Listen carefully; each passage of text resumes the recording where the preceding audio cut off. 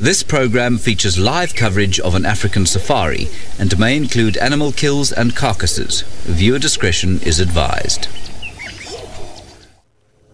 Good afternoon and welcome to a cool and cloudy South Africa. We are in the Sabi Sands in the Greater Kruger National Park, and we are at the site of a leopard kill. As you can see, there's a male impala dangling up in a combretum tree. My name is Scott Dyson, and it's a great pleasure to welcome you on board this live safari. I'm teamed up with Dave on camera, and I'm not the only vehicle out this afternoon. Both James and Tristan will also be exploring this incredible wilderness along with me. There'll be no feeds from the Masai Mara in Kenya this afternoon that I know of, but maybe I'm wrong. And what's interesting here is that I actually came into this kill about 3 or 4 hours ago between the drives, and just wanted to check in if Tundi, the female leopard responsible for killing this male impala, was on site. And she wasn't. But if I'm not mistaken, it appears like she's come here since we were here at midday. Now, if we look at the impala's kind of nose, and just behind that, there's quite a lot of freshly exposed meat. It's still quite pink, and I'm fairly certain she's come back and fed on that portion of the carcass. I'm fairly certain that was intact when I came here a bit earlier. Now, I'm not sure if my memory is deceiving me. I might be wrong, and she may be possibly on her way back to this kill now, but I do have a strong suspicion she's come, had a snack, and then headed back to her den sites. We are certain that she's got one tiny little furball cub that we're guessing to be around 6 weeks old at the moment. We've had one sighting of that cub. There may be more, hopefully. But what's interesting is that it appears that she has changed from her previous den site, where we have had the only sighting of her, and we're not too sure where exactly her new den site is, so we've got a bit of work to do working out where exactly she stashed this tiny little cub. Now, I was wrong about only being feeds from the Sabi Sands in South Africa. There is also Ralph exploring the Masai Mara, and why don't you go and see what he's getting up to this afternoon in that incredible wilderness. Hopefully he's got something interesting for you guys.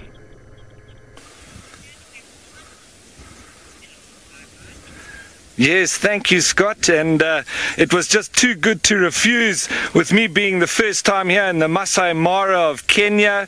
It's a bit of a gloomy day, but nonetheless, it's a fantastic afternoon for a game drive.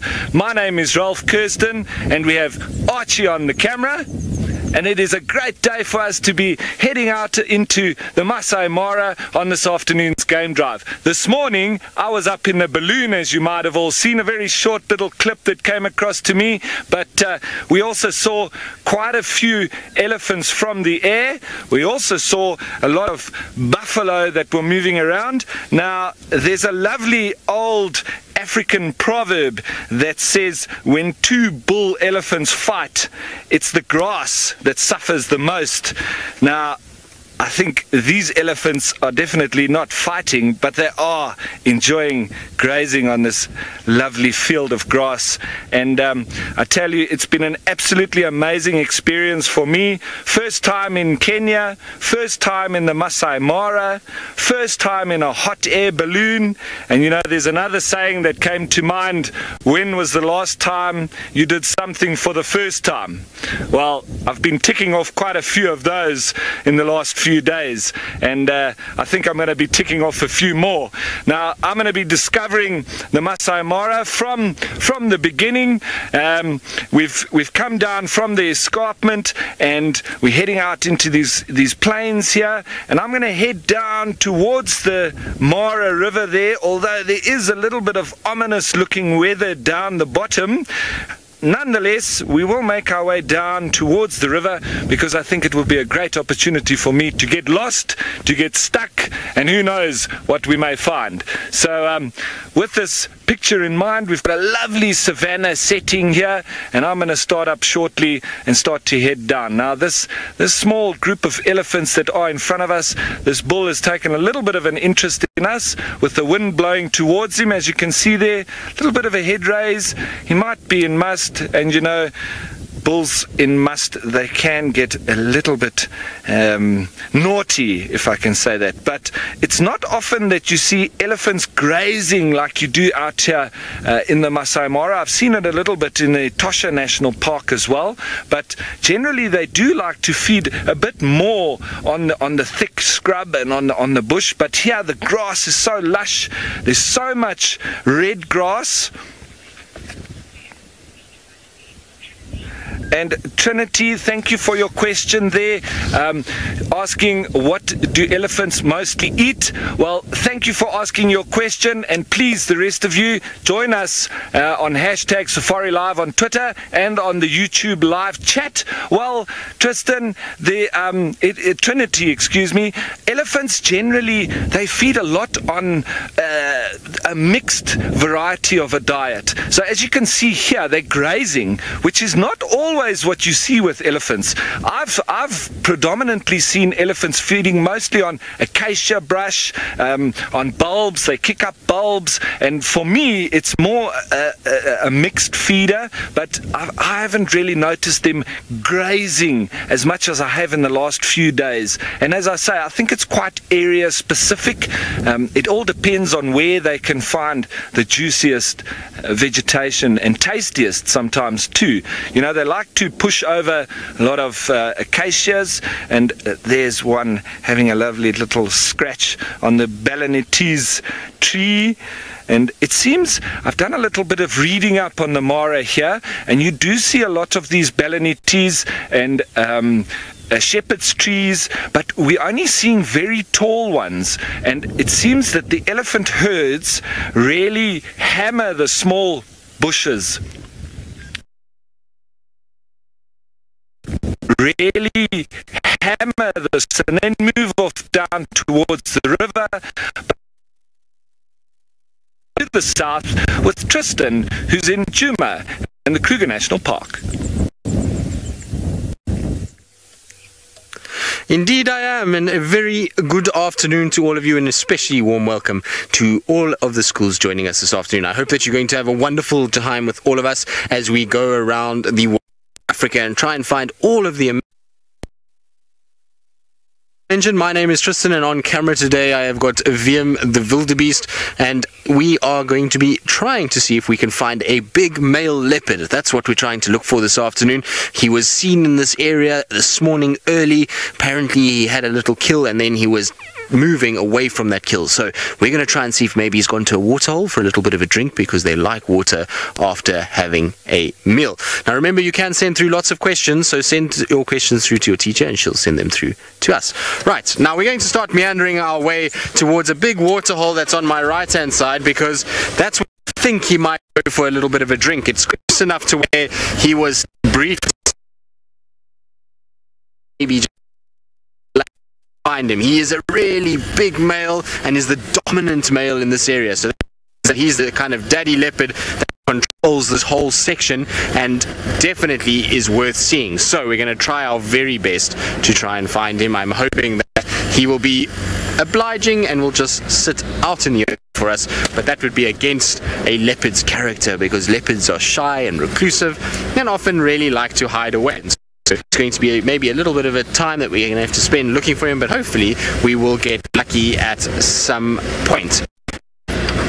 Right, now I'm going to try and find my spotted cat, but my friend James Henry, who you haven't met just yet, is also out and about, and he's found a bird that makes a funny noise, and I'm sure James will make it for you.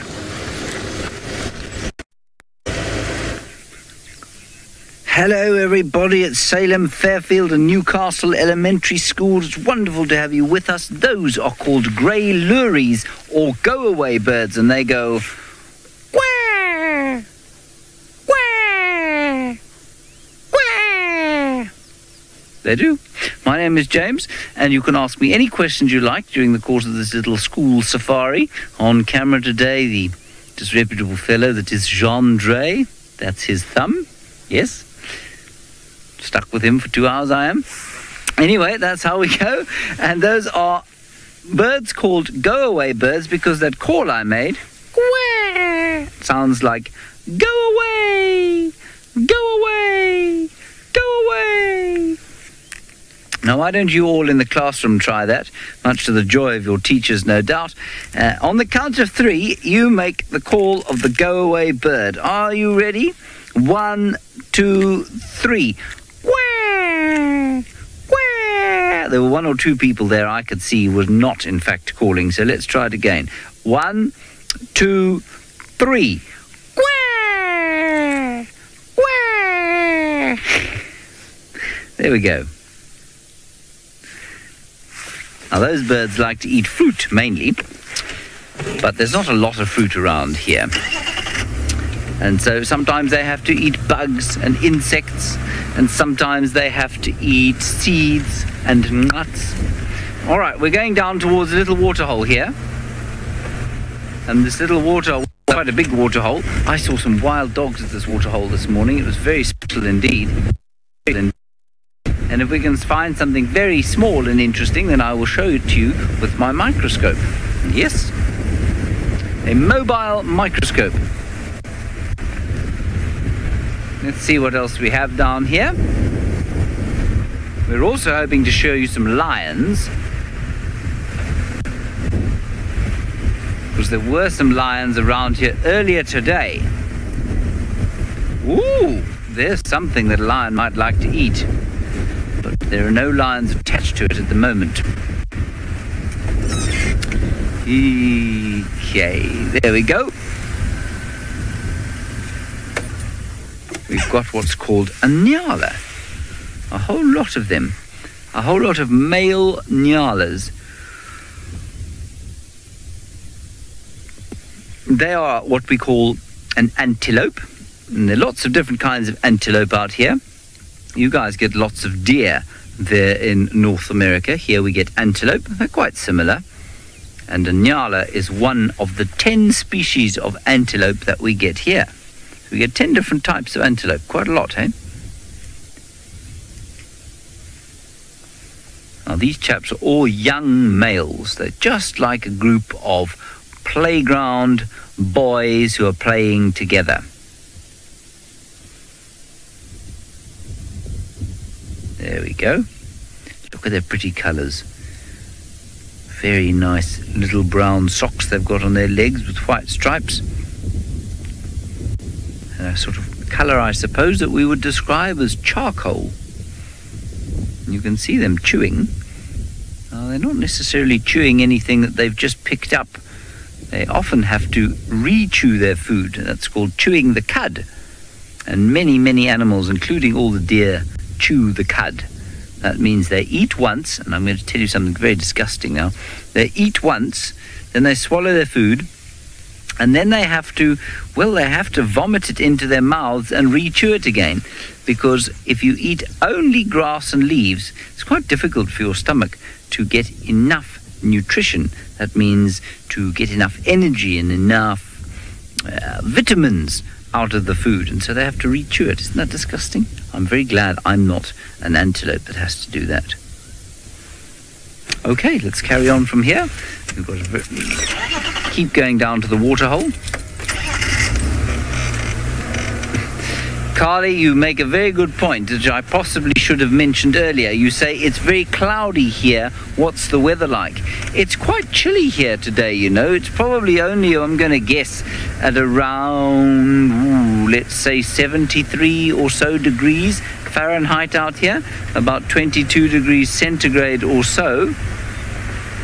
And that's quite cool for now, because we're in midsummer, you see. So it should actually be much hotter than that. But today, we've got what's called a cold front blowing over, and that's what all these clouds are. Look at these beautiful antelope. We just want to not make them frightened. And so we'll just turn off and wait for them to come across the road.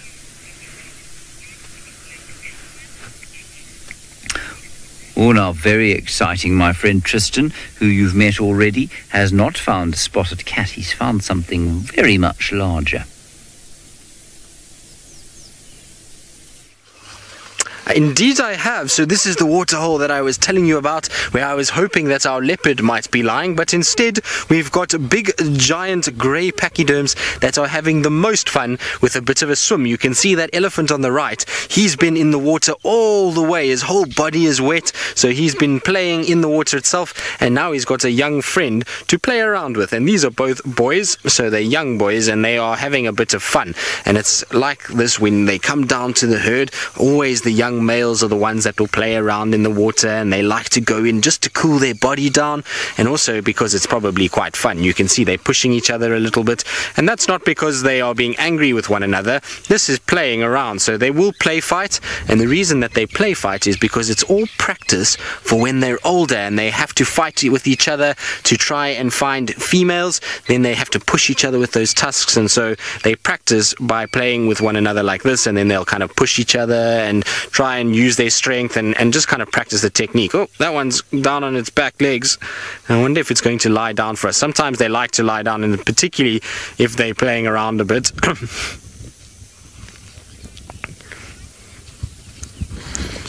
Kylie, wondering how tall elephants are? Well, really tall male elephant will stand about 3 meters tall. So that in feet is, I'm just trying to think now what it would be in feet. It would be somewhere around 9, 10, 12 feet, somewhere around there. It's about the right size. So they're very tall when they're fully grown. Both of these boys are still young individuals. They are going to grow a lot more and get much taller than what they are now. Now, when they play like this, generally something is about to go wrong. I'm sure one of them is going to slip in the water because they're playing on a steep slope. So we're just waiting for one of them to go. And in the background there, you can see they've got a friend that is watching. So there's a waterbuck in the background. That's a type of antelope that we get here, and as the name suggests, they spend most of their time in and around water. They like to use the water for safety. If there's a predator around, they can run into the water and stay nice and safe. But the ellies are still pushing themselves. How cool is that? So Shelby wondering if both male and female elephants have tusks and what the tusks are used for.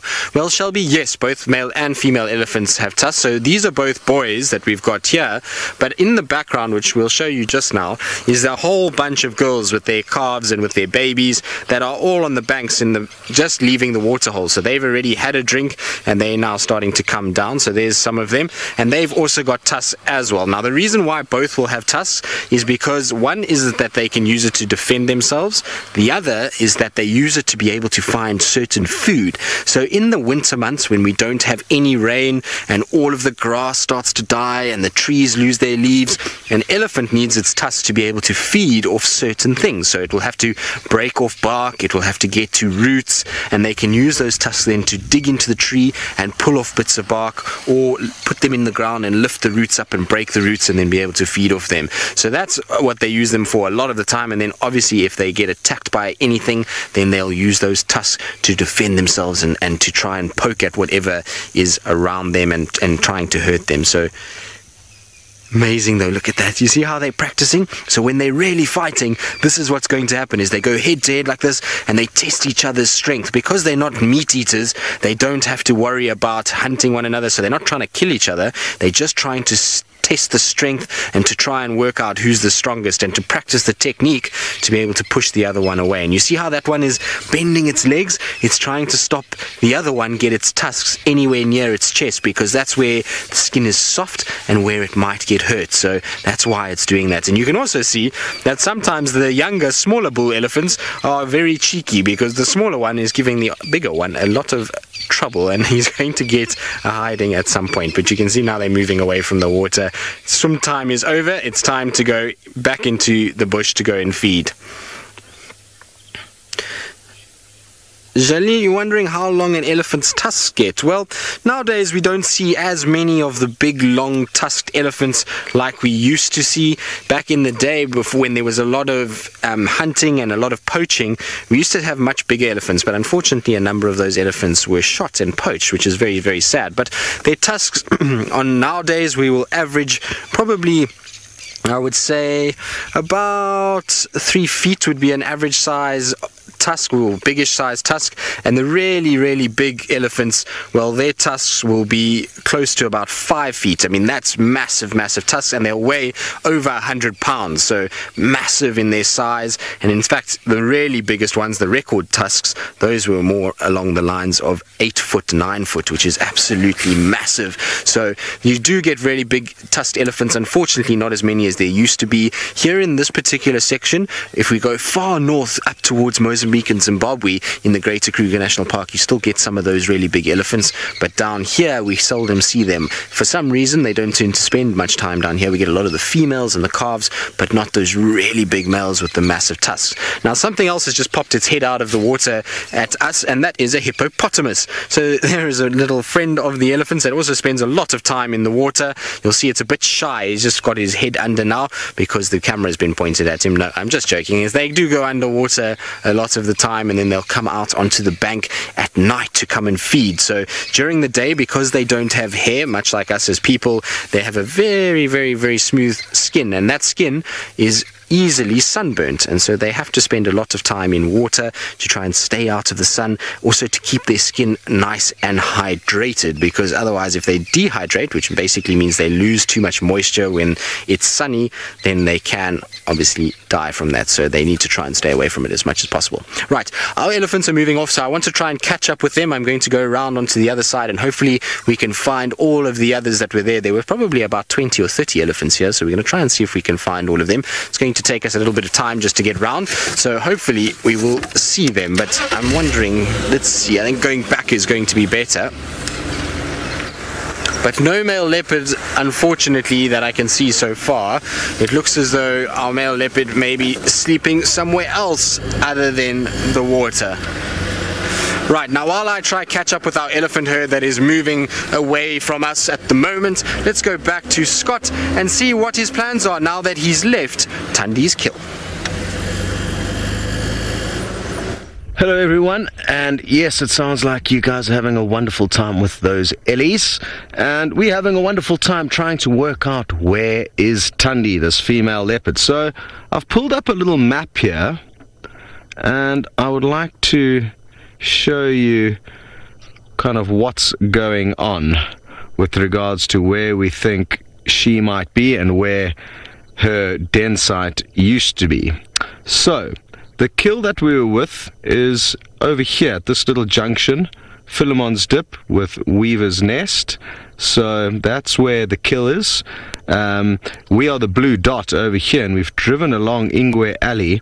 This is the direction her tracks came in, away from the kill over here. Her last tracks headed kind of in this direction, north and east.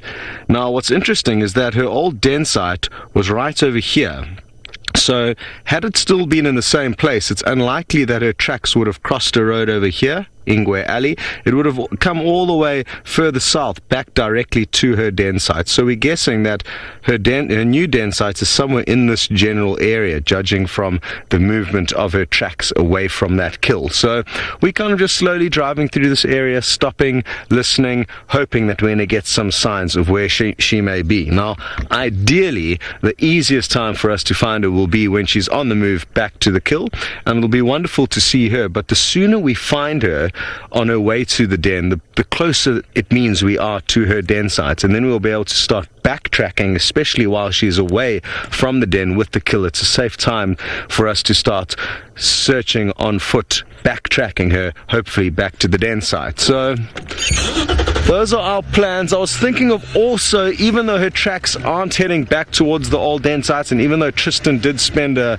considerable amount of time at the what we think is the old den site this morning, that's not to say, of course, that she's still not using it, but there's a high likelihood that she has moved off. Another possibility that we need to think about is that she may have made another kill between here and her new den sites and or old den sites, and that means she may have abandoned the further kill for the time being. She'll probably go and check if it's still there, even though she knows it could be stolen by other leopard, possibly even hyena. She hasn't hoisted it very high into that small bush willow tree, but there is a likelihood that she may have another kill somewhere that's a bit more conveniently situated to her new den site. So those are our plans. We're going to spend our afternoon highly focused on trying to find her. Ooh. Hello Landon, you would like to know what else will leopard eat besides impala?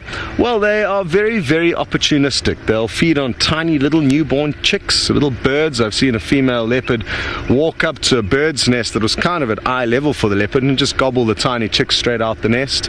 They've been known to dive into muddy wallows and catch catfish, eat tortoises, but your general prey for leopard would be small antelope. So anything from steenbok and duiker, which are the two smallest antelope we get here, up to impala, inyala, baby kudu. A lot of the baby animals, even a baby wildebeest, could be sniped by a leopard.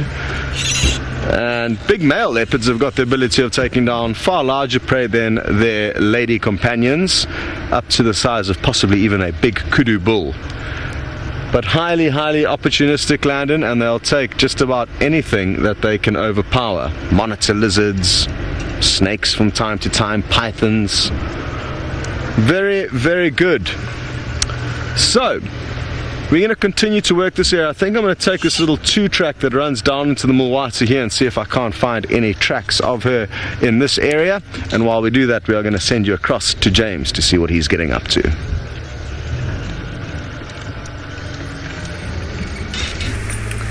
I can't find the lions. I don't know where they went.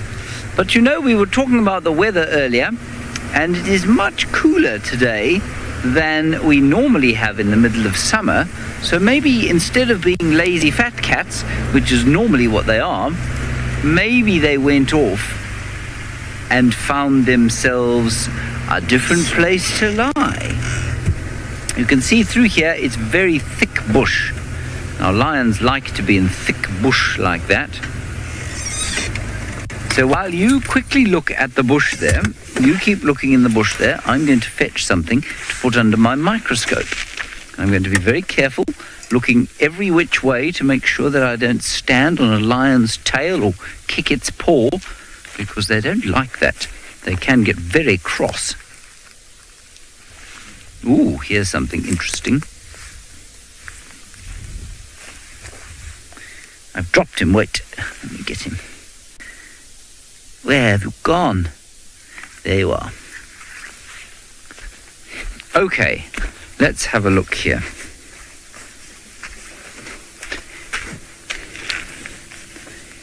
This is going to be very interesting, I hope. Okay, now what I have here, let me just pull it out quickly. A very special thing, which I hope is not going to detach itself from itself. No, it hasn't. Called a microscope. And it's like an enormous magnifying glass. Let me just put myself in a position that I can operate it and still hear Louise in the final control. Now, here we go. Let me just push the button quickly. Now what I have here is a grasshopper, and I'll show him to you. Now I will let him go. We mustn't hurt animals like this. There we go, that's what he looks like. And now we're going to put him under the microscope and see what he looks like. Ooh, he's a bit upside down there. Let's try that again. He's still a bit upside down. There, look. Look at him. Isn't he amazing? That's what a grasshopper looks like in front. Look at his big eyes. And look at his antenna, his feelers. What he's trying to do with his feelers there is just to clean them. See, he's holding the one with his front foot. Isn't that fun? I think he's just amazing. Now, let's just have a look there. Look at his eyes. Isn't that amazing? And look at his mouth, which is used to eat grass. And he looks like he's just in the middle of eating something when I caught him. Isn't that nice? All right, I'm going to now put him back where he was. Otherwise, he's going to get very upset. Now, this kind of grasshopper is poisonous to animals. And it's poisonous to animals that eat it because it eats plants that would be poisonous to us even. And it's very cleverly colored, black and yellow and white. And what that does is warn predators that they shouldn't eat him because then they'll be sick. Okay. Let me pop him back in the tree. And while I do that, let's go back to see Tristan and his elephants. Well, yes, we are with our Ellies, and it seems like a very happy Ellie who's wagging its tail. And of course, it's not wagging its tail because it's happy. It's to try and keep all the flies away.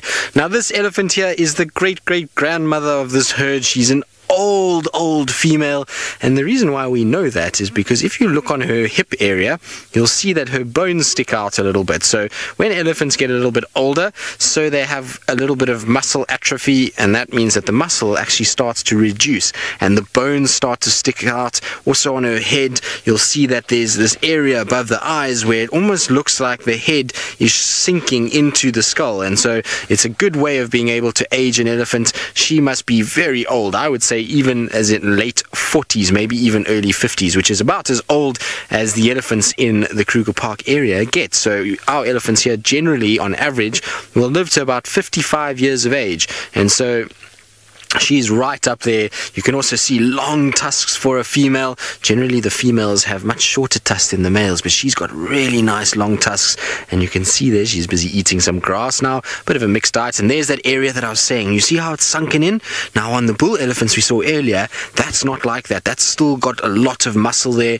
And so she's starting to age quite a bit. But that's okay. She'll be the female that will be very experienced and will lead our elephants around and make sure they know where to find food and water, even in the most difficult times. So she's a very important part of the herd. It's always good to have old, experienced females because that's who the other young ones will learn from. Because in elephant life, the female is in charge. So the mommy elephants are the ones that look after everybody and make sure that everything goes on. The daddy elephants tend to travel a lot. Rowan, you're wondering what an elephant's predators are. Well, other than humans, because humans are their number one predator, then you'll find that in the natural system like this, mostly we will see things like lions will be their biggest threat. But an elephant of that size is far too big for lions to go after. Lions will hunt the babies and even some of the young males. Now look, here's our naughty, cheeky male from earlier. You see how he's coming to try and kind of investigate us, and his ears are out. So he's trying to make himself look bigger, to try and impose himself and make himself look more serious and big. And they do this to try and intimidate, and when they're not sure what's going on, you can see he starts moving off again. And the reason why he moves off is because he's not a big, fully grown male just yet, and so he doesn't have the confidence or the attitude to try and push me around too much. So when I stand my ground, then he gets a little bit nervous, and then he goes back to all of the females that are over there and goes and tries to find his mommy to try and look after him. Even though he's a big boy now and doesn't need his mommy to look after him, he doesn't have to worry about too much. He still will try though. But very cool to see. It's amazing to be in amongst the elephants. They are some of my favorite animals, and they are such special creatures. When you sit here and you just sit with them, they are so relaxed and they go about feeding, and it's very calm to be inside here with the elephants. And we're lucky because our elephants here are a lot more relaxed than some of the elephants in other parts of Africa. Luckily, our elephants are very well protected, and we have very good systems in place to keep the elephants safe in South Africa, and that means that they're quite trusting of our vehicles, and so we don't have to worry about them trying to charge us. Indiana, you're asking how do elephants protect themselves? Well, firstly, they have incredible senses. So they've got great sense of hearing, smell, and sight, which means that they often see predators before they can get anywhere near. Then they are the biggest of the land animals here in Africa. So there is no animal that's really anywhere near the same size as what these elephants are, which means that they don't really have to worry about too much. Only big prides of lions would be a threat. And if big prides of lions came, then the whole herd will come together and chase those lions. And they'll use their trunk and their tusks and their massive amount of weight to try and then throw those lions away. And lions are very scared of elephants for the most part. When elephants come, lions will start running. For mostly, it's only in areas where there's very little other food that the lions will try and hunt elephants. Here in the Sabi Sands and Greater Kruger National Park, our lions very, very, very, very seldom will go after them. So they're pretty safe in this area. Now I'm going to try and keep up with our herd. It's slowly moving through the vegetation and feeding, so hopefully we'll have a situation where they'll come out a little bit more and we can see just how many are here, because I think there's, like I said earlier, about 30 of them in total, and hopefully there's some little babies in amongst them. I'd like to show you a little baby elephant, because baby elephants are some of my favorite creatures. They are so cute, and they normally are a little naughty. They run around and their ears go and they throw their trunk everywhere, so they're quite fun.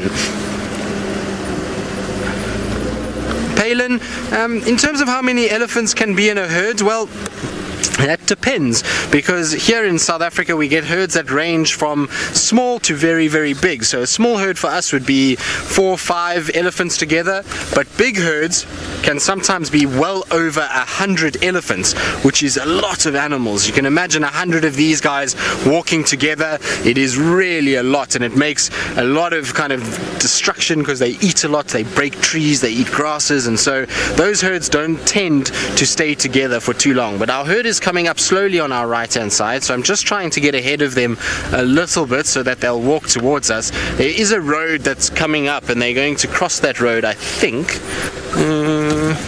Let's have a look. Maybe if we go around this corner it's going to be better. I was thinking they might stop and feed, but it looks like they're still coming. Let's go round. So this is the road that I'm hoping they're going to cross in front of us, and then we'll be able to tell how many are here. There was quite a few of them though. Let's see. There she is. So we can just see one of the females through there. A little bit forward, Viam. Ah, there we go. Carly, you wondering what the tusks are made of? Well, Carly, those tusks are made of ivory, and what ivory is a modified tooth. So that is an incisor tooth that has grown extra long and it's been modified for protection. So that's what the tusk is. It's just like any of your teeth, and this is the same thing. So that will continue to grow throughout their lives, and that's why we can also use tusks sometimes as a way of telling how old an elephant is. A female elephant with tusks that long must be very old, and that's our great-great-grandmother that we were talking about earlier. The rest of them are still behind her and are still making their way slowly towards this area. It's going to take them a bit of time because they are enjoying the cool, cloudy conditions. It means that they can spend time out in the open and feed without having to worry about too much sun and dehydrating too much. Right, Elise, you've got to start coming out a little bit for us because they're still very well hidden. I'm going to try and get a bit more forward because Viam's got lots of bushes in his way, so it's going to make difficult for him to see. Viam, what about there? That's a bit better. So there we go. She can see now how she's feeding off the tree. It's amazing to watch how that trunk works. So she puts the trunk around the branches and then pulls them and puts it into her mouth. So she's really eating lots of different types of trees as well. And this is the thing about elephants, is that they have a very bad digestive system. So they use all kinds of different trees that have different nutrients to try and sustain their digestive system. Now, Emily, you're wondering how the elephants pick things up. Well, if you look at the elephant's trunk, it's got lots of muscles in it and no bones, which means the trunk can go in any direction, up and down and sideways, and it can go shorter, longer, and move quite a bit. There's more muscles in that trunk than there is in your whole body, Emily, so it's a very, very, very useful tool for the elephant. And then on the tip of the trunk, there's two little sort of fingers almost. It's little points to the trunk, and they act like fingers, and so they can grab things, and then they wrap their trunk around it, and then because the trunk weighs over 300 pounds on a big fully grown elephant, it makes it very heavy, and then they can just pull things off. So that's how they're able to feed. And if it won't break with just the trunk, then they'll use their tusk. Did you see that? Do you see how she just uses her head? Amazing. For us to go and break that would be very difficult, but an elephant has so much power that it's able to just break branches at will. It really is incredible to see how strong these guys are. There you go. Now that it's broken the branch, you see how it just uses the trunk? And it's so delicate. Even though it's such a big animal and you would think that it would just throw food into its mouth and it wouldn't really care, you can actually see how it picks off all the little leaves and it's not actually eating the woody part of the plant. And that's because the leaves at the moment, we've just had rain, so the leaves are full of nutrients, whereas the plants themselves, or the wood themselves, is difficult to digest. So rather than taking space in the stomach and making it hard for them to actually get the nutrients out of it, they would rather eat all the little leaves and leave the wood behind. And so that's where that trunk becomes in handy, because it's almost like fingers and it can pull off all these little leaves as it goes about feeding. Very cool to see. She's a beautiful girl.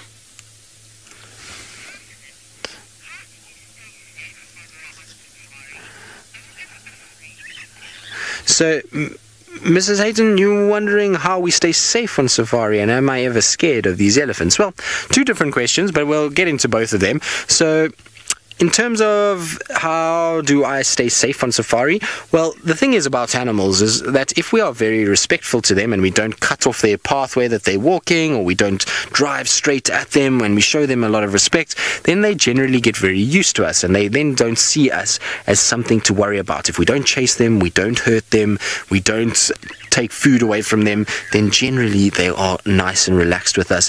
And it's also important that we respect how they're feeling. So they'll often show if they're very upset, and they'll get their ears out and they'll shake their head and they'll trumpet, and then you know that you are too close and it's time to back away. So you try and read the animals as much as possible and read the signs that they are showing that they are uncomfortable if they are, and then leave them alone and let them have their space. So that's the easiest way to stay safe. Also, to be careful about your surroundings. Use your eyes and your ears and your noses to listen, smell, and look out for danger. And when you see something like this, if you're on foot or if you are trying to track an animal, then to try and give them as much space as possible without influencing them. In terms of the elephants, do they make me feel nervous? No, the elephants don't make me feel nervous, and the reason why is that I absolutely love them, and I've spent many years around elephants. I've been over 9 years that I've been with elephants and out and about following them, and so for me, it's a situation where as long as I'm comfortable in that, I will be able to read the signs when they are upset and when it's not safe to approach them. This particular situation, you can see the elephants are paying no attention to me. They are not stopping their feeding behavior. They're not just watching me. They're just kind of passing through and they're eating as they go. And so there is no way that they are upset with me. By now, they would have already told me that I'm too close or that I'm not welcome, and I would have been able to leave. But for now, they're very relaxed. They're feeding. Everybody is happy. And so that means that I can spend more time. Now, I'm going to try and see, this elephant is disappearing. You can see why it's difficult sometimes to even find these elephants. You would think that it would be very easy to see massive, big animals that weigh over 12,000 pounds, but sometimes they can blend in very, very well. So let's see, here's maybe a better view here. There we go.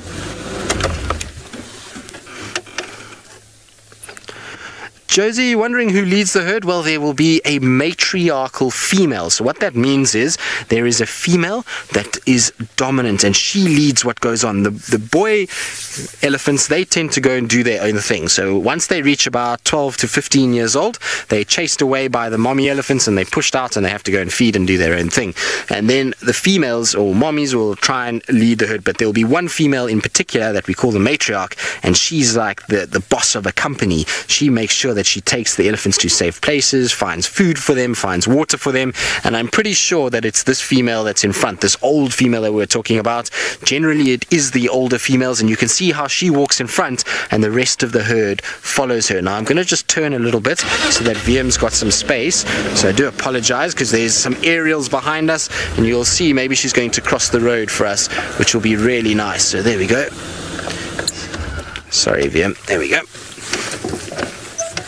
You can see it is a cloudy day, which the elephants absolutely love. They love these conditions.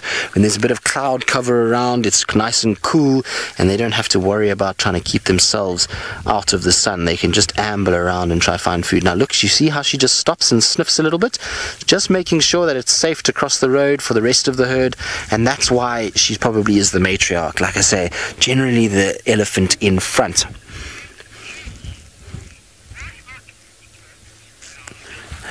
So Kylie and Kelly, you're wondering why elephants' ears are so large. Well, it's all there because, as I was saying just now, when it's hot, it's very difficult for the elephants to stay cool. They're a big animal, which means that the sun is on their body all the time, and it makes their body get very, very warm. And obviously, if they stay out in the sun for too long without a system to cool them down, it would be very, very difficult for them to stay alive. And so that ear has got lots and lots of blood vessels in it and on the back side of the ear. So what they do is they flap their ears, and that blood then gets covered by wind, and it cools the blood down and sends the cooler blood back into the body, so that this is like a natural aircon system. And so in cars we have a thing called a radiator, and that's how the elephant's ear works, is exactly like a radiator. It allows wind to cool down the hot part of the ear and then send the cooler blood back into the body. It's very, very clever. The other thing about big ears like that means that they can hear very well. So when they hear a sound, they push their ears forward, and all of that will then trap sound waves. Now I want you in your class to put your ear like this while I'm talking, and listen to how much louder I sound when you put your hands over your ears like this. It allows more sound to come in, and it sounds much easier to hear what's going on. So that's why elephants have such great hearing. Here comes some more that are just coming out of the bush towards us as well. The rest of the herd slowly moving through this particular area. Isn't it wonderful? They're very relaxed with us this afternoon. It's always nice when we get to see these elephants like this. They tend to be very, very chilled and taking it nice and easy, which is great. It's the best way to spend time with elephants.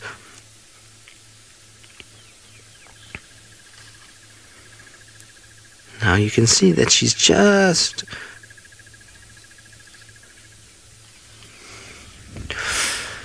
Right, well, there's actually a little baby elephant. So I know it's almost time for us to finish up with all of you, but I want to show you a little baby elephant before it disappears. It's going to come out of that little area. So this is the rest of the herd is coming towards us. There it is. You see how cute it is? Tiny little baby moving around in the distance there. It doesn't really even have its tusks yet. How cute is that? Now, unfortunately, it is that time of the day where we have to say goodbye to all of you. I hope that you've had a wonderful time and you enjoyed the elephants and you enjoyed all of the wonderful things that you saw out in Africa today, and that you have a great day further at school. But for the rest of our viewers, we're going to go across to Scott Dyson and see what he's been up to, and hopefully we'll see you guys in a little bit.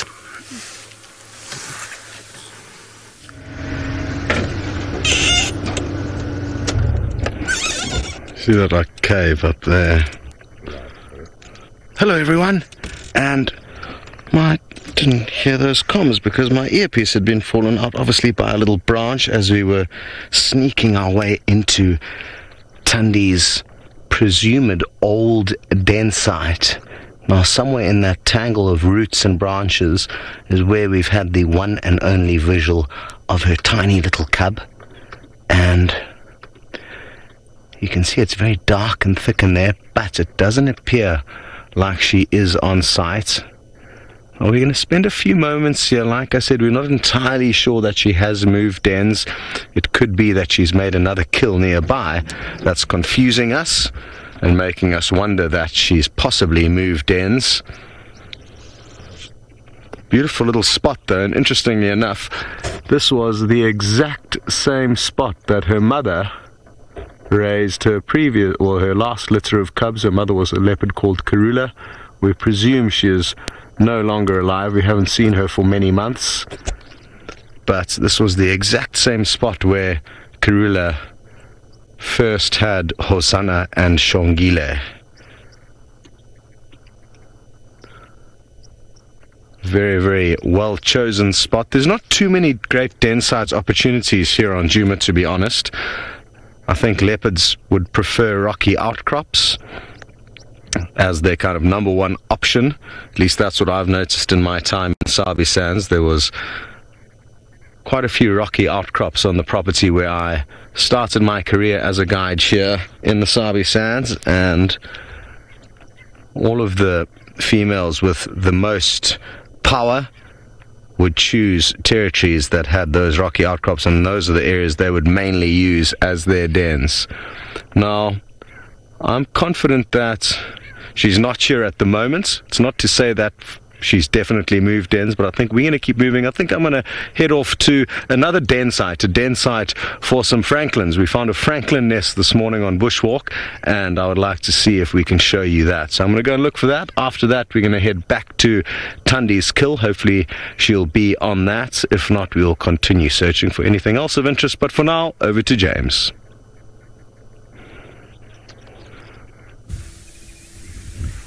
Well, we have some kudu here who, during Scott's Link, had 3 birthdays. But anyway, they were still on there. They're still on the termite mound there. For those of you who've just joined us and perhaps weren't with us for the school drive, my name is James Hendry.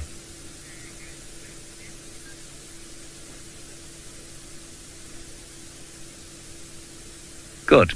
And please do talk to us using the hashtag Safari Live on Twitter and, of course, the YouTube chat stream. Kudu, you know. Nyala, also you know. And, in fact, many of you, of course, will know just about as much, in fact, possibly more than I do, about the animals that we look at here. It's an interesting afternoon in that it's it's not very warm, a chilly-ish breeze blowing in from the southeast, and it really has been a very mild summer so far. We've had 1 or 2 hot afternoons, but many mornings, most mornings actually, fairly cloudy, just like they were for our TV show today. And I don't know how many of you managed to catch the TV show. I hope that if you did, you enjoyed it. And I must just say, as we look at those kudu, very sadly, of course, that I didn't get a chance to show you my lion's eye. Get it? Big Cat Week, lion's eye. Ha ha ha. It's a flower.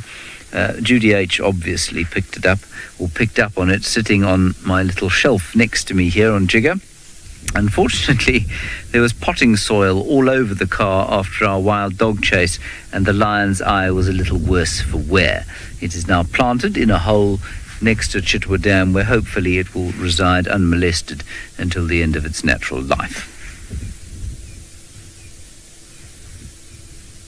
Gorgeous sighting there of kudu.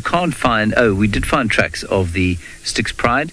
Unfortunately, they went into Tonchwood, which means that unfortunately we will not be seeing them this afternoon. Not to say we won't find other cats around here for Big Cat Week, perhaps Tamba or Hosanna. Now, I missed the name there, Luisi, sorry. Emma. Emma, you want to know what the smell is around here? Quite strongly of Gendre's conditioner. Other than that, let me do this. Then I won't smell Gendre's conditioner. It smells fresh today. It's not it's a typical summer smell in that there's no dust in the air, so it doesn't smell very dusty at all. But also this wind tends to blow away the really nice summer smells of flowers and grass and that sort of thing, which you'd get after a hot day, because the heat obviously helps the, what do we call them?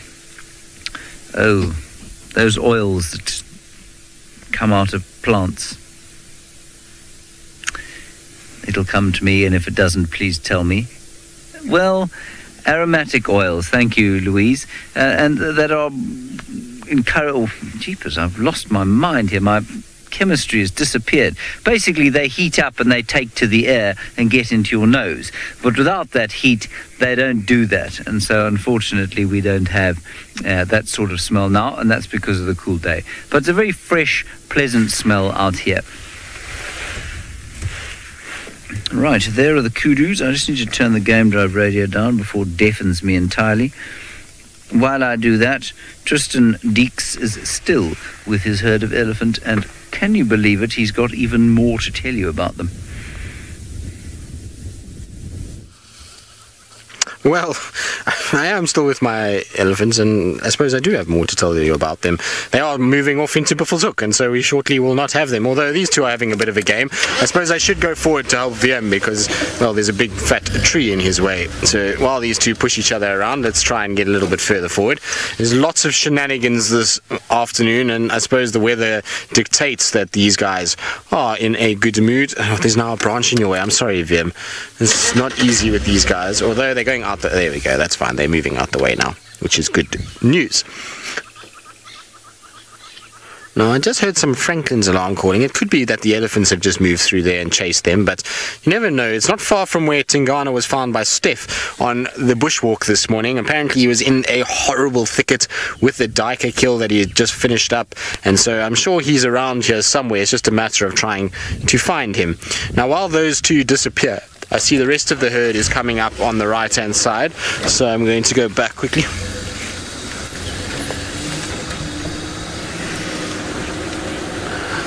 So Zoe, you're wondering about what would happen if a matriarch of a herd were to die or lose its place or disappear or for some reason no longer be a part of the herd itself. Well, we'll just find that an elephant would take over. So another older female would take over. Generally from her bloodline is normally what takes place. So you normally have a situation where her oldest daughter will take over from her. It's not always the case, but 90% of the time that's how it works. So the elephant structure, even though there will be a matriarchal female, there will be another female that is in senior and will kind of look after the herd and make sure that she learns from her mother and then passes that on to all of the rest that are within the herd structure. There comes our little bull elephant that had a really good swim. You can see how much darker he is than the rest, and you see how that skin actually absorbs moisture. So even though he was swimming, the darkness that you're seeing is because the skin itself has absorbed moisture. It's not that it's kind of just rolling off like our skin. Our skin, as we get wet, so it kind of rolls off or it dries, but theirs actually absorbs the water and helps to keep that skin nice and elastic and hydrated, which is very cool. Right, that's the last of them, off into Buffelshoek. So we're going to go back towards Buffelshoek Dam, see what those Franklins were screaming about, see if maybe Tingana's decided to stroll his way towards the dam for a little drink. It would be nice if he did. Hopefully he will. This morning was a tough morning in terms of we tried to find leopard all morning and, well, nothing really worked out for us. And Tundi wasn't at the den, she wasn't at the kill, and, you know, it was a difficult kind of situation to try and work out where exactly she's gone. I have a sneaky suspicion that she's moved that den. She was seen very briefly going into that area 2 days ago, so she was still using that den about 2-3 days ago, but since then I don't know where she's moved to, and it seems kind of that maybe that not far from there yesterday, so in the area maybe he's on that, and that's why he go there, he just moves off, and that's the end of that. But we'll try and see. I mean, you never know, we'll have to catch one of them on it to be able to know exactly what's happening. But while we kind of look for Tingana, let's go back across to James, who's got something I didn't really hear, but I'm sure it will be entertaining nonetheless.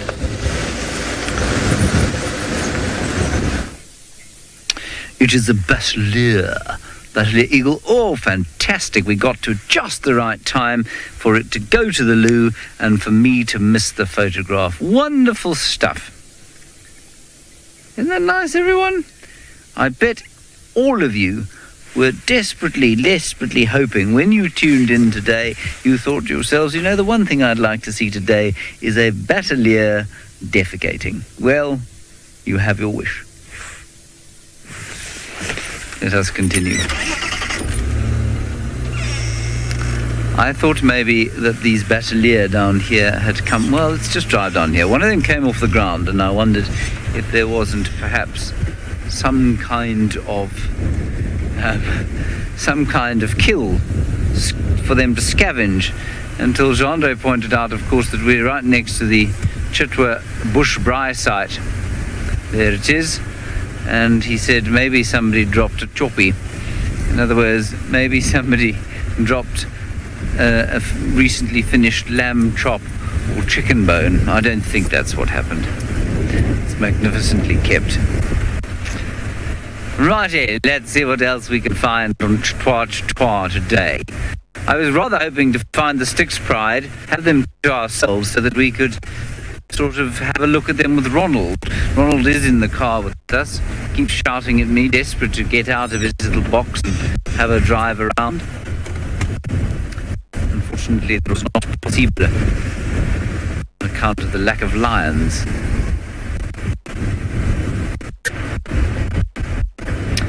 Thank you very much, all of you, for your kind congratulations for our performance on the TV show today. We did, I think, put on quite a good show. With lots of cats, a couple of dogs, unbelievably no leopard. And I'm not sure if anyone told you this, but our dress rehearsal the day before was quite astonishing. It had 3 kills. Yes, 3. A scrub hare by some cheetah, a zebra by the Angama Pride, and Tundi whacked herself an impala, all of them live during the rehearsal. So don't feel too bad. We will put those highlights out on social media, but really quite astounding. Oh, this is extremely exciting. Scott Dyson has had success.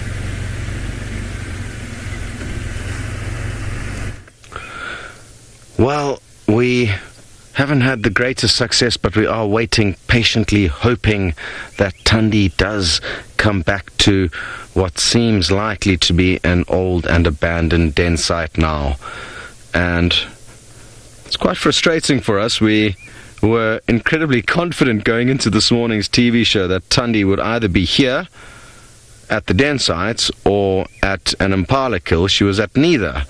And we didn't manage to find a leopard during the TV show, but that is not the end of the world. Of course, it's very easy for us to start getting a little bit, not complacent, but you kind of start presuming things and start thinking, well, in all likelihood, she's still going to be at the den, but we didn't think that maybe she would move den sites, which appears is exactly what has happened. Now, I brought up a little map earlier. I would like to show you again on the map exactly kind of what's going on. We are the little blue dots at her presumed old den sites. Her kill is right over here. Okay, and the last tracks we had of her were over there and heading in a northeasterly direction, so kind of on that trajectory, which means that, of course, it's not likely that she is coming back to the old den, and the new den is somewhere off in this general direction. Just heard a noise. Not too sure what it was. It could have been the flapping of a bird. It was somewhere there. Who knows? Maybe there's another little cave or crevice nearby where Tundi could be. And I'm just looking at a little bit of a hole. I don't think Dave will have an angle on it. But there's another little hole in the river, kind of in the bank of this riverbed. Huh. Did you hear that noise, Dave? Huh. I thought possibly a bird flapping, or maybe kind of Tundi shaking her head to get rid of some flies, possibly. Either way, though, it's unlikely, and like I was showing you on the map, her previous sets of tracks heading away from her kill would indicate that she was not coming back to this point, and that she was somewhere further to the north and to the east of us. So I think what we're going to do for now is possibly move out of this area and head off to a Franklin's Nest, and hopefully be able to show you that. We found it on the bushwalk this morning, and after that we are going to head back towards the impala kill in the hope that she will be there.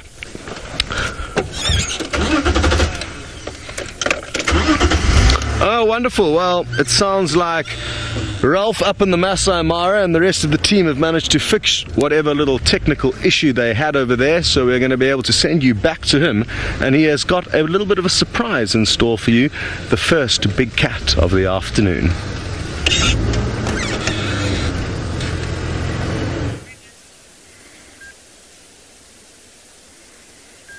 Yes, thanks, Scott. It definitely is a little bit of a gremlin-y afternoon, but I tell you what, it's still lovely to be in the presence of one of these beautiful cats. Now, there were 3 of them, and 2 of the others got up and walked off, just a little bit off to the front of this lion. Now, he looks like he's having a little bit of a bad hair day, and it's all to do with this rain that we've been having. We were also battening down the hatches a minute ago, and it seems to have passed by just a little bit over the escarpment. And this male lion, I'm trying to work it out because I've done a little bit of research and chatting to everybody around the campfire and working out the lions here, and it seems that there has been quite a bit of instability in the Mara triangle of late, with the old male lion called Notch. Now, please, if anybody knows any better than me, please feel free to set me straight. But it seems that there is an old male lion called Notch that has been crossing the river with his 3 young sons in a coalition, and they've been causing havoc in the local prides. Now, I say havoc because normally it would be quite settled when a group or a coalition moves into an area and takes over a pride, possibly killing some of the cubs and then fathering their own. But if they stay in the general vicinity, that's fine, because then stability reigns. But it seems what has been happening with Notch and his 3 sons is that they cross the river, they cause havoc by killing the cubs and mating with the females, and then they disappear back over the river again, leaving it open to nomadic males who then come through and do exactly the same. And then by the time Notch and his 3 sons come back again, the same goes on. So it's almost like we're sitting with a bit of a problem there, where there's not a stable group of males in a particular area. Now, I say that I think that this is those 3 sons, because I've had a look at these lions and I don't see the notch that goes with the name of the old male, big notch in his ear. And these 3 guys look all pretty much of the same age, so I am assuming that it is these 3 sons of Notch. Now, they are in fantastic condition.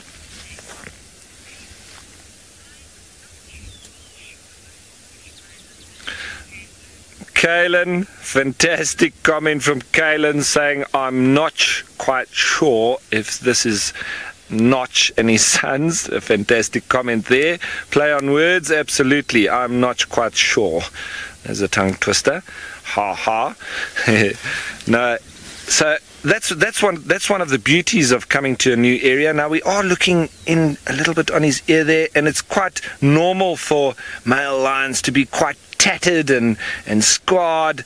You know, they generally fight with each other, whether it's over dominance, over food, and generally their faces are quite scarred and bad, scratched up and quite bad looking. But that mane is in prime condition. It's almost like a Kalahari male lion, which I've seen many of as well, and it only doesn't extend down onto the chest, which is where the Kalahari male lions are quite unique in having that really black mane.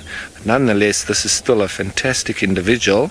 He's looking prime condition, and he's sitting in the breeze in the red grass.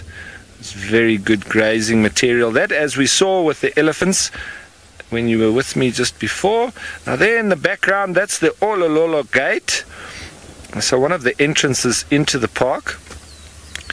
And so we're not far from that Olololo Pride area. Also the Angama Pride, which is what Taylor had last night and this morning. And I'm sure I haven't even been able to see the show yet. I just heard from the updates and a little bit from what I gathered from the hot air balloon. I was in the area as well, near to Taylor. It seemed like she had quite a lot of good action with the Angama Pride. So we're in that area. Not sure, I haven't seen the Angama Pride per se, but these males are in that area that she was in this morning. So it's been a lovely time sitting with these guys. And just be careful, there might be a vehicle just passing us in the front. He's gone around the back of us. That's very nice of him. There are other vehicles around, and We've just been sitting here on our own, but we've had another vehicle join us now.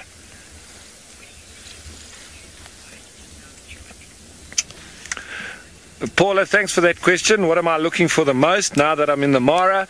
Well, I can tell you that to start off with, it would have been the migration and all the zebra and the wildebeest and the gazelle crossing the river. I've come a little bit late for that, but it is just this pure wilderness. And one of the things that have always excited me from coming to the Mara, the Masai Mara and the Mara Triangle, is the real density of lions. And all the guides that I've spoken to in the 18 years that I've been guiding, that has always rung home with me, is that they've always said that it's almost like there's lions around every corner. So that's what's great for me now. First up, I've just driven down the escarpment. We had a little sighting with some elephants and buffalo, and what was the next thing we saw? Was 3 male lions.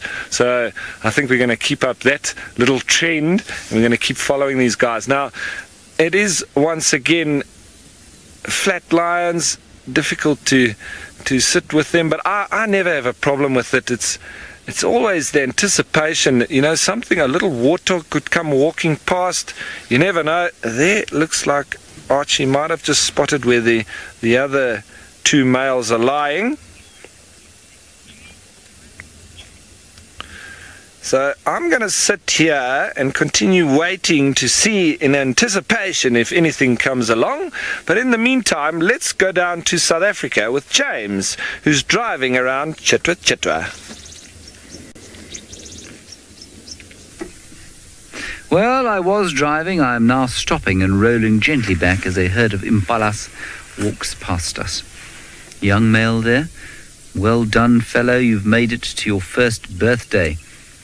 There, and waterbuck with an identity crisis.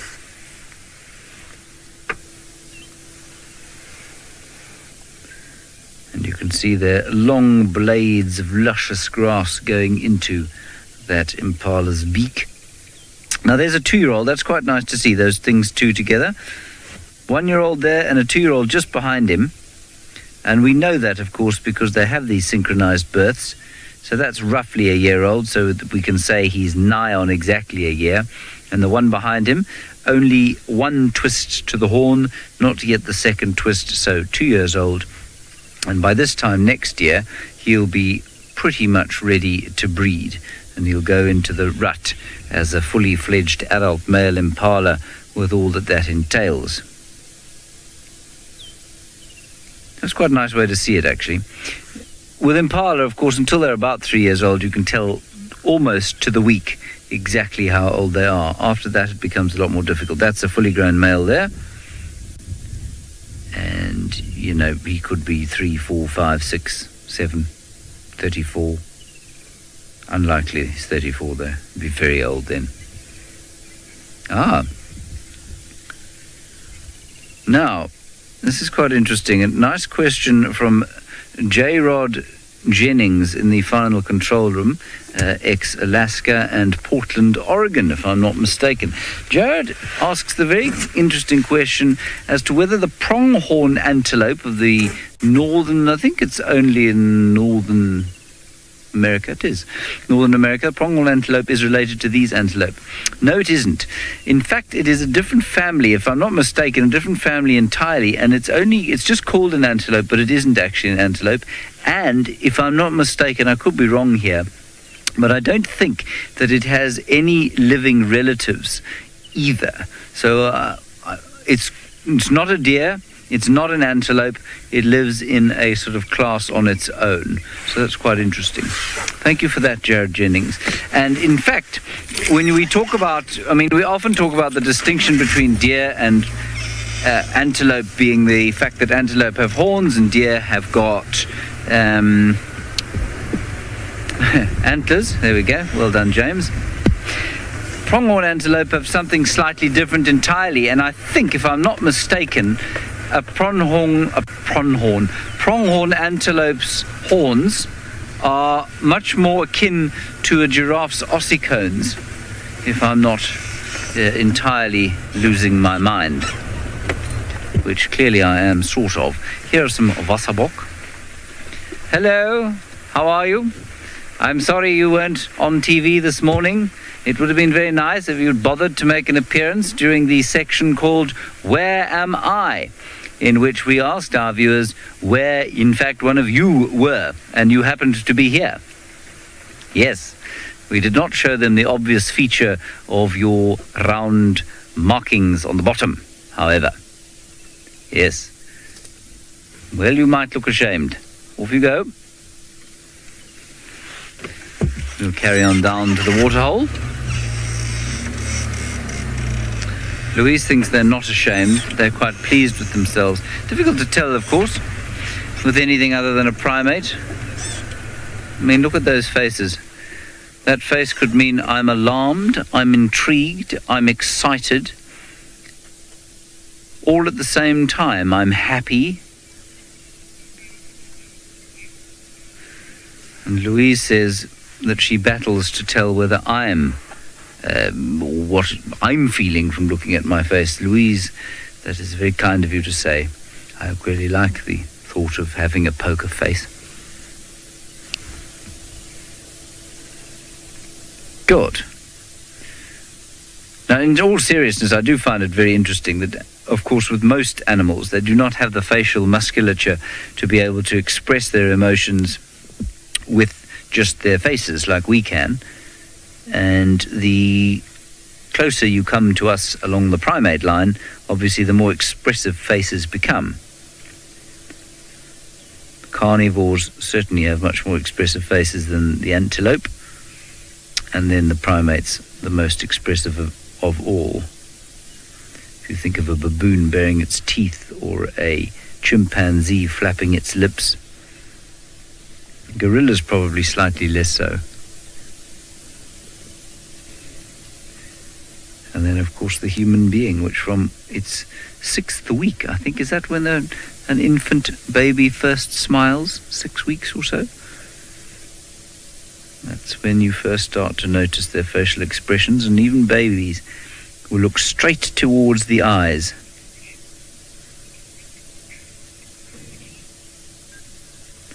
Okay, now, we are going to go back to Tristan, who has got Poogie?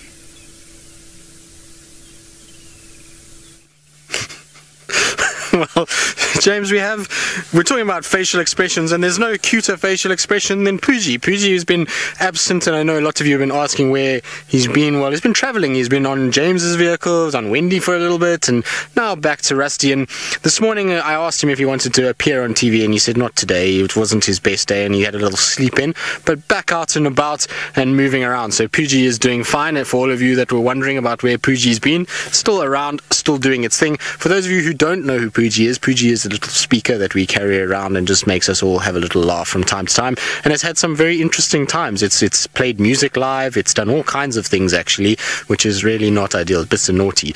Now you might be wondering why I'm sitting here absolutely dead still on a road with nothing around me other than a speaker for company, and the reason why is because we heard a leopard call. I didn't hear it personally, but one of the other guides heard it right near Buffelshoek Dam. Now we're in the same particular area, so I'm just sitting hoping that Tingana will call again. I would imagine that this is somewhere in this area that he was seen.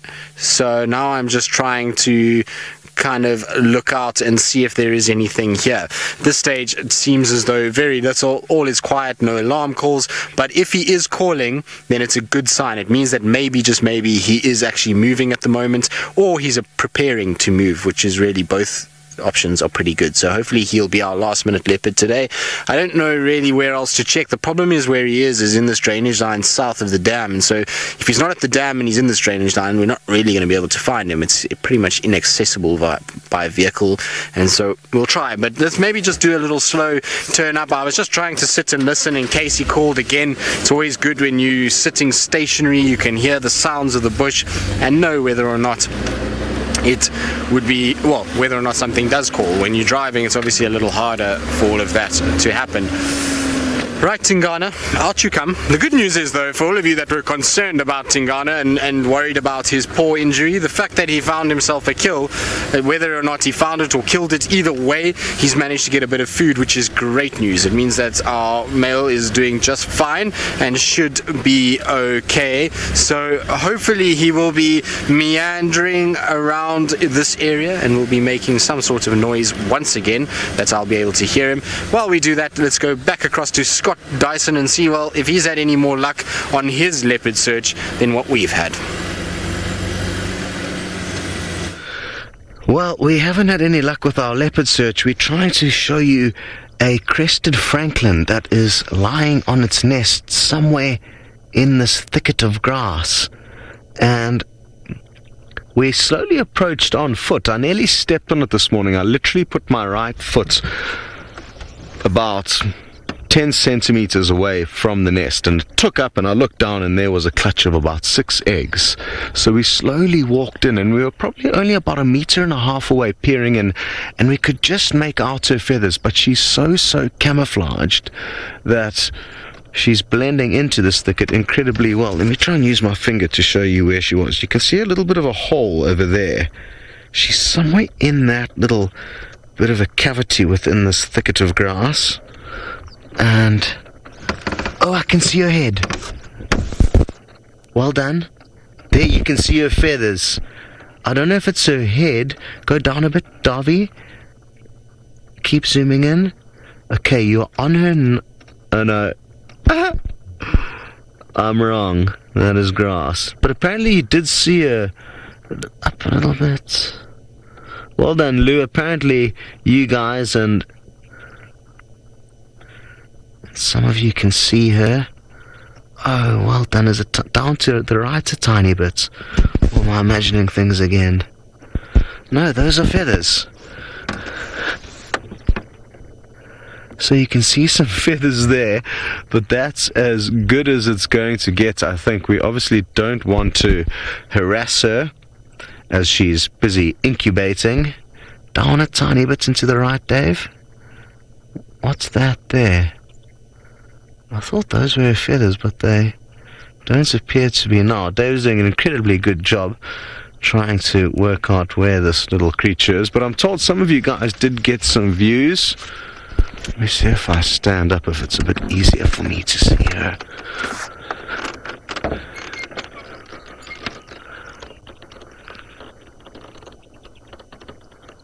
Ooh, yeah.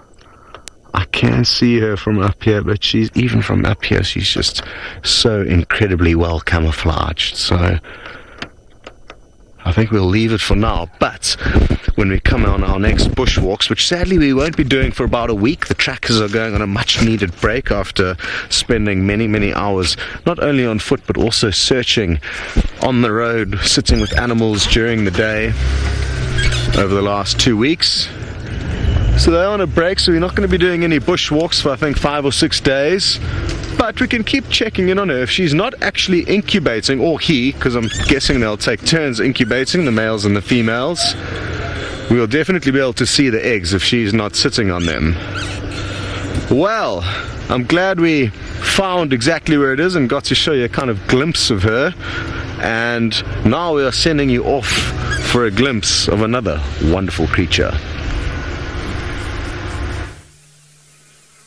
Well, there we go. There is the spots that we were looking for. So Tingana has kindly obliged and is now lying out in the open at Buffelshoek Dam. So he's popped out and you can see he's fallen back asleep. Oh, there's a bit of eye action that's just opened, which is great news. So I'm super glad that we managed to kind of catch up with him. He's having a nice rest. You can see his belly is not full, but it's definitely a little bit in there, and so he must have enjoyed his dike and then came for a drink. And I was hoping that was going to be the case, is that he would come up here, and so that's why we were spending time in this area. So luckily for us, he made a bit of noise and called, because otherwise I don't think any of us would have found him. He's lying, even though it's quite open where he is lying quite flat, and it's very difficult actually to see him from any of the roads. It's only because he made noise that we kind of investigated these areas and were able to find him. But how cool is that?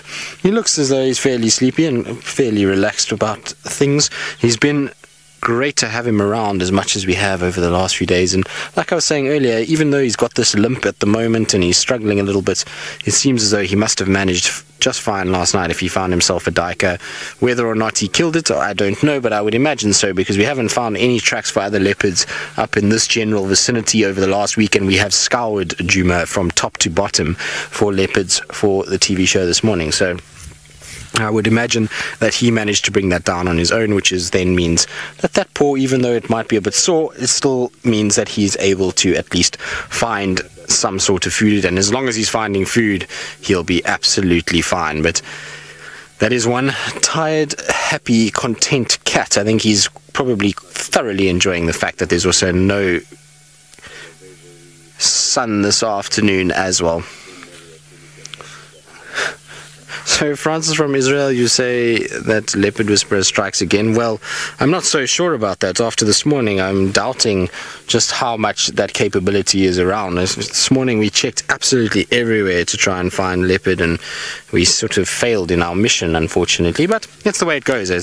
There are cats that, if they don't want to be found, they won't be. And then at the end of the day, we still have had so much luck with leopards this week. I've seen plenty leopards and spent so much time with them this week. It's been actually quite fun. I've had a really good time. Wiem and I have spent, I think, probably in total, we've maybe spent close to 10 hours with Tingana this week, which is a long time. It's probably the most I've ever spent with him in such a short space of time ever. So I really thoroughly enjoyed it. Most of it has been watching him do exactly what he's doing now, which is sleep. And other times we've watched him hobble along and kind of look at things, and he's had a few little run-ins with Ellies, but otherwise he's been such a star to have around. It's been really quite cool, and to be able to get these sort of close visuals of him has been absolutely phenomenal. So you can see he is breathing quite heavily, and that's just because he'll probably be digesting a bit. Let's see now when he rolls over. Oh, there we go. It is beautiful. That's better. Nice. There we go. Now he's up. Look how beautiful that is. That's one thing about summer, and it's why I absolutely love the summertime, is look at that green grass in contrast to that golden spotted coat. Is there not... There's very few things in life that is that pretty. I always think that they just contrast so nicely against green grass at this time of the year. Right, now from something absolutely exquisite and beautiful that is going to take a nap, I believe we're going across all the way to James with something that's quite ugly, and no, I don't mean him himself. Well, thankfully the ugly thing to which Tristan is referring has disappeared. It was a large warthog boar, and actually was sitting in this pan here. Andre, you'll move the car if any traffic comes this way, won't you? Thank you so much. And it was eating soil. I think Tristan's being very nasty calling it ugly. I don't think it was ugly at all. And I just wanted to see if it was actually eating mud, or if there was perhaps something else here. There are a few little green pieces of, look like clover, but they aren't clover, I'm pretty sure. And that's where his mouth marks are, around here. So maybe he was just eating these green bits.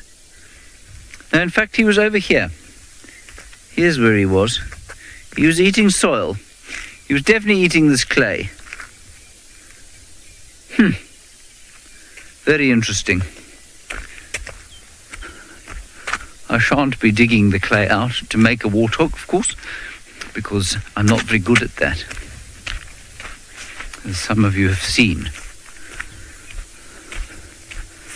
Okay, we're now back at Twin Dams, hoping to find something there. We're not going to stay at Twin Dams, we're going to head towards Tree House Dam now and see what pops up there. I didn't find a great deal in the way of large predatory animals on Chitwa. Now I'm very pleased to say that Ralph is in the Mara, as all of you know, and that he is still with his male.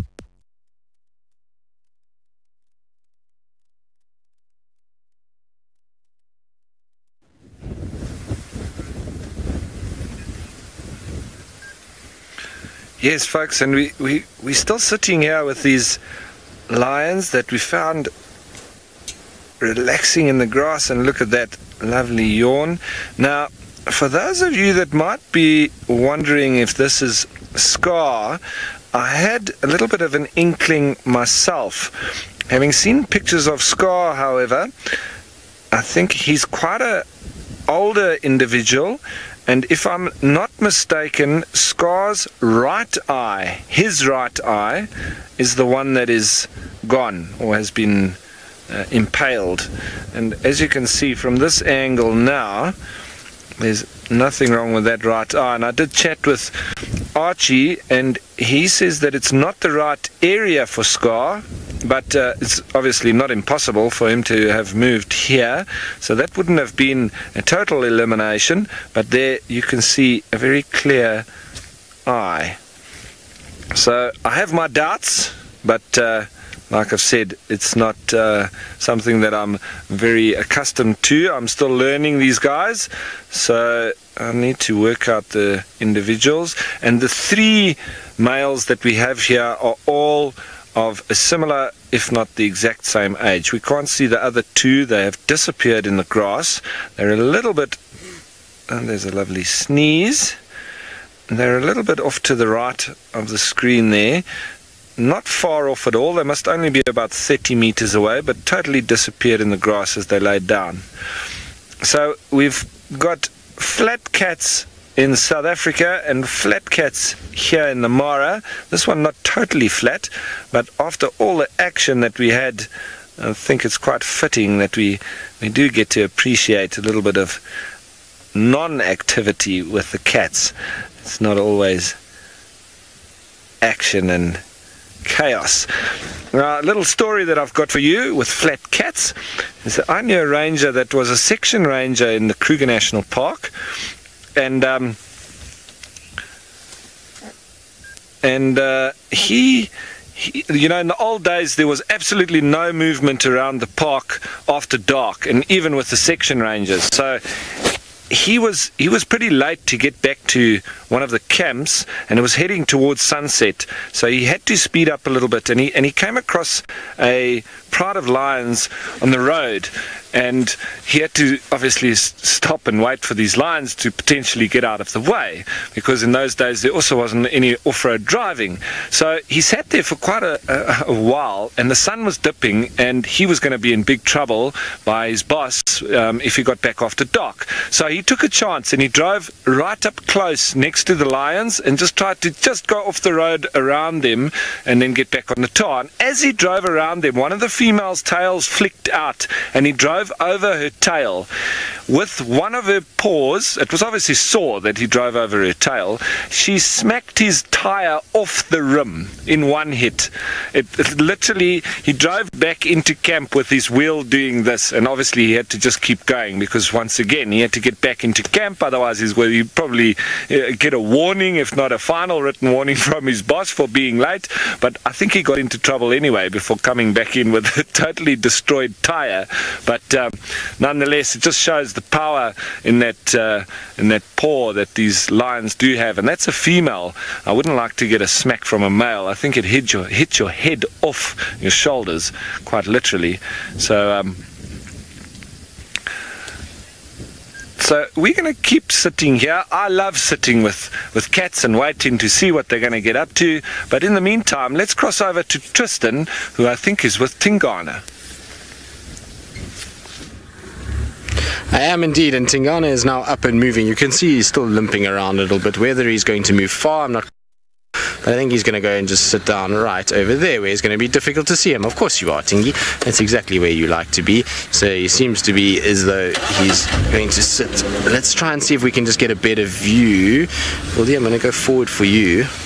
It's just going to be the back of his head for now, because at the end of the day we don't really have a better angle. You can see on his left side there's a lot of vegetation. On the right side will be a very steep bank that will look at the back of his head anyway, so we might as well just sit. He's been up and down quite a bit since you were last with us. He's kind of stood up and he's walked, and he's become a bit of a lawnmower. He ate a whole bunch of grass, including a stick that got stuck in his throat at one point, which he had to cough out very unceremoniously, and then he's now moved up on top of there. Interesting though that he is scent marked marking heavily, so he's been scraping his feet already. And if he's calling, I think he's just trying to tell everybody that I am still around, even though he's not been able to patrol as much as he normally does, that he's still around and that he is still the dominant male in this area, which is fantastic because he's going to have to do that with all these younger males around, and with Tandi's den and her cub. And if he's not the one that is kind of dominating and looking after it, then that cub is in some serious danger. So it's good that he's marking and calling and trying to make himself as known as possible. Interestingly enough, though, it was a kind of interesting sort of look. We've checking the footage of Tandi that we've accumulated over this week, and she's also been in a little bit of a scrap. She's got a number of cuts on her as well. It's interesting to know what's gone on. I wonder if maybe she didn't have a little fight with Tingana. Difficult to say. I mean, it's all, a sort of theoretical thing because we don't know what happens in the middle of the night and what's actually happened to Tingana, but it could be a situation where that might have been the case. It's just interesting that both of them have got little cuts and scrapes all over their kind of faces and front end of their bodies. Both of them are, Tandi is actually perfectly fine. We know she killed a massive male impala, and so there's nothing wrong with her at all. She's doing just fine at the moment. So I wonder if maybe she was just trying to kind of enforce that the cub is a no-go area for even Tingana. It'll be interesting to know. You can see he's just watching one of the other vehicles on top there, still kind of working out what he wants to do. I think at this stage he's not going to be moving too far. He's at least got a fullish belly, and at the end of the day, with that limp, I don't think he wants to put too much pressure, although he walked far last night, so it's possible. Brandon, you were wondering how do we tell the difference between the individual leopards and know the names of them? Well, Brandon, it depends on how you do it. Everyone has different ways of doing things. For me, there's just a general appearance of this animal, so it just looks a certain way, and that kind of straight away, as soon as I see it, after seeing it so many times, generally kind of I can roughly estimate who it is. In fact, even Tingana, from quite far away, he looks different to all of our other males, and so you can ID him quite far. He's got a big dewlap, quite wide shoulders, and so none of the other males in this area have even remotely as big a dewlap as what he's got. So let's see, looks like he's going to come down for us, which is actually quite good news. He's going to come into a better area where we can see him. But other way that people will use is spot pattern. So spot patterns refer to either around the eyes, particularly over the whiskers there, so there's a few spots on top of the whiskers, and then any other kind of spot that stands out on the body. So Tingana's got the smiley face that he's got on his, I think it's his left shoulder, if I remember. Yes, the left shoulder is where the smiley face is. There it is. It's in there somewhere. So he's got that, and that kind of IDs his shoulder, and then the rest of the spots will also all be different to other leopards. So when you side by side compare them, you can often get a good comparison. But that's the kind of scientific way, is to use spot patterns. But when you see them a lot and you see leopards regularly, it can get a lot easier just to kind of overall appearance of them. Two leopards that are quite difficult is Shadow and Tandi. You've got to be a bit careful when you kind of first see them from a distance because they do look quite similar. The thing is that once you kind of get a little closer, then it's not difficult, although I have confused them a few times as well. So, but I've made a few notes recently of little distinguishing features between the two and seem to have a good system now. Alright, boy, have you found yourself a better place? You can see he's still eating grass, and I wonder why this is, because if he ate a duiker this morning, eating grass generally triggers regurgitation, and I would be surprised if he's trying to eat grass to regurgitate out what he ate today. I would have thought he would have been trying to digest and trying to get rid of, or trying to consume as much of that nutrition as possible, but maybe there's some hooves and hair and things in his stomach that is just making him feel a little bit uncomfortable, and so that's why he's eating, to try and get rid of it. But you can see he's really tucking into grass. The other day I also watched him. I thought he was eating grass, but he was actually licking all the water off it in the early morning. So sort of instead of actually eating the grass, he was just kind of taking water off. Now, I'm not sure if I heard that right, but either way, we're going to go back across to where Tandi's kill is, and I believe it's also being tucked into.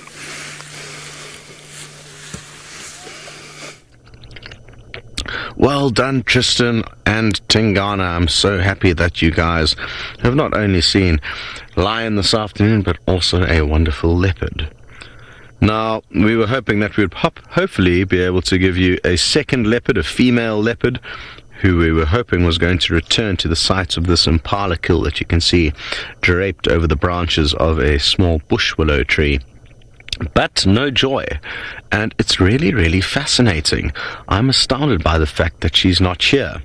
Now, for those of you who are not too filled in on the situation here, the female leopard that killed this impala has got a tiny little 6-week-old cub at the moment. Well, at least one, possibly more. We've only had one brief sighting of her at the old den site. We think she's moved den sites. There's no sign of her at the old one, and there's also no sign of her here, which means, who knows, maybe she's run into trouble. I mean, that is a reality. She could have been injured or caught up in a fight trying to defend her young cub, or what I'm hoping is that she's made another kill closer to the den site and she's just making the most of that. So there's a strong likelihood that is the case. Leopards, like most predators, are highly opportunistic, and on her way from here back to the den site, maybe she was presented with an opportunity that she made the most of, and maybe she's got another kill up in a tree somewhere. Anyway, we're probably going to spend the rest of the afternoon here hoping that she comes back. We need to rush you back up to the Masai Mara, because it's not only Tingana who's up and moving about, there's also a big male lion who's on the move. So enjoy. I wish I was coming along. Yes, folks, so he's this male that we've been watching has just gotten up, and now we've got a fantastic identifying feature. If Archie can just go in there on the tail, he's lost the end of his tail. So this would be now, I'm sure there's going to be all sorts of light bulbs going off in people's heads here, and if anybody can tell us which lion or which coalition this male is part of, because that would be an absolute giveaway. If you guys can't tell me, I'm sure once I get up to camp and I have a chat with Taylor and Jamie and Brent, I'm sure they'll be able to tell me very quickly which coalition this is part of. Now, this male, he looks like he's been in the wars, and he's doing a little bit of grazing at the moment, and you do know that with a lot of the cats, they will do that when they do try and sort of clean their gut out a little bit. Sometimes it can make them regurgitate. It can also pass right through and just help to get any stuck little tidbits that are left in the gut. So it does help for a little bit of a cleaning mechanism. It's not that they're becoming omnivorous in any way whatsoever, if anyone was thinking that. It's just merely cleaning the gut, and it very often results in them regurgitating. Maybe he's got a bit of a fur ball from the prey that he's been feeding on, and sometimes they also get it from the fur that they're cleaning off from themselves as well.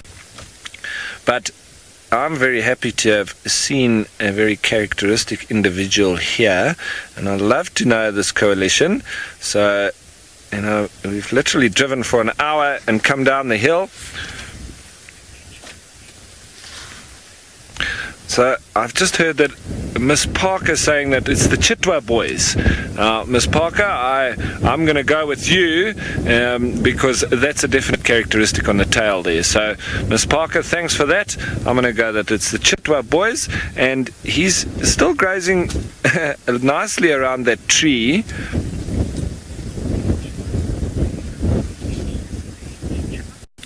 Excuse me, not the Chitwa. I'm thinking too much of Juma now. The Kichwa boys. Sorry, I was dreaming of the Sabi Sands, I suppose. But nonetheless, I'm loving it where I am at the moment, not wanting to be anywhere else. My mind was just maybe traveling a little bit further south. But he also seems like he's got a little bit of a limp. So he might have been in the wars recently. As I say, it almost looks like he's got a little bit of a hernia on his belly, or at least a bit of a wound. He's lost the end of his tail, and he's got a limp. So now I wonder if that's fighting with the other two. And he does seem to have a few gashes around, but it's all healed up. So he has been in the wars, but that can also be fighting with other males, defending a territory.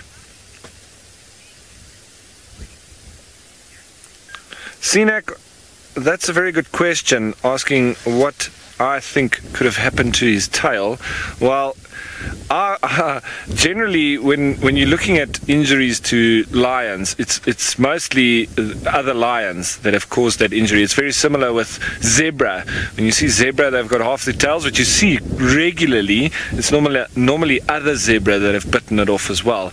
Now, I would say that with this male, it's quite possibly that he's been in a few tussles, whether it be just the dominance dynamics within this coalition, which can quite possibly be, or whether it was when he was a youngster in this coalition and they were trying to take over a new territory of their own. It's all down to guesswork at the moment. I'd love to find out and speak around camp and find out from anybody else. Maybe we're going to pick up on some answers here. But lovely to see when you can have such a easy identifying feature. It's not very nice for him because he's lost that lovely fly swat on the end of his tail, plus a little bit of counterbalance, but he hasn't got this old if he's at a major disadvantage. And he's obviously in a very good coalition with these other two boys, so I wouldn't worry too much about him. I think he'll be fine. And just he's got a little bit of a limp, but it's so amazing how, you know, the cats, even the buffalo, the prey species, I'm sure you would have seen lots of buffalo getting injured by lions.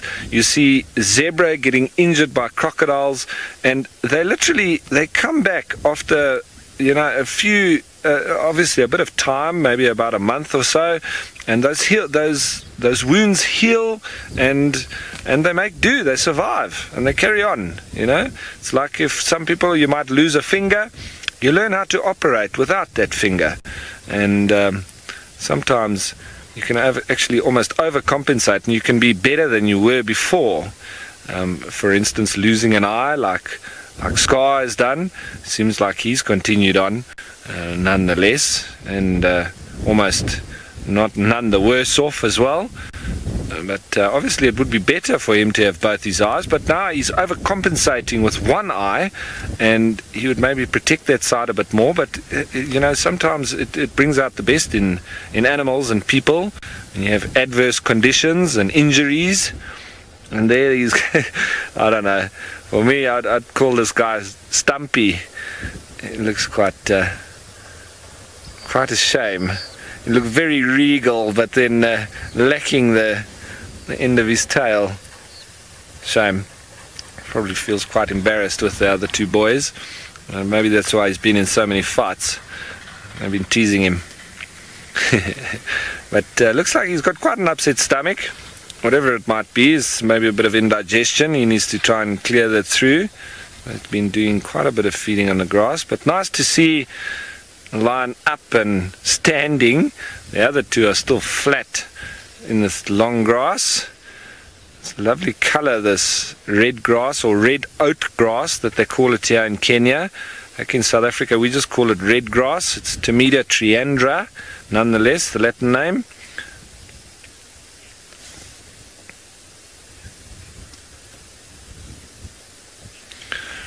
Now, Courtney, you're wondering if a crocodile might have got his tail. Well, that's also a fantastic comment to make, because it could quite possibly be exactly that. Maybe he was crossing the river and a crocodile had a go at him. That's absolutely feasible, and good comment there, Courtney. But as I say, it's all down to guesswork. We don't know what it might have been, but very interesting to see that. And I'm sure you would have seen quite a lot of zebra as well without their tails. It's quite interesting. I've actually watched them biting each other's tails off, and they almost don't even flinch. But this is quite a wound. That, I mean, you must imagine it's almost thicker than your thumb on the point there. So that very stumpy now. Shame. Right, so as I say, I love watching the cats. We're going to carry on watching this guy, see what he gets up to with the graze work. But in the meantime, let's cross over to another cat, and Tristan, back in South Africa.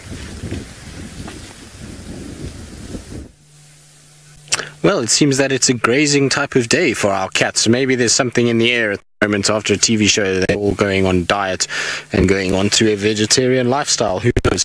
Either way, it's interesting behavior to watch, and it's amazing how much grass they sometimes eat when they want it. You can see Tingana's gone fast asleep.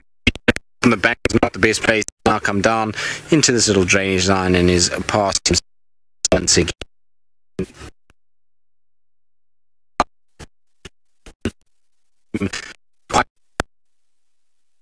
Talking about it at the end.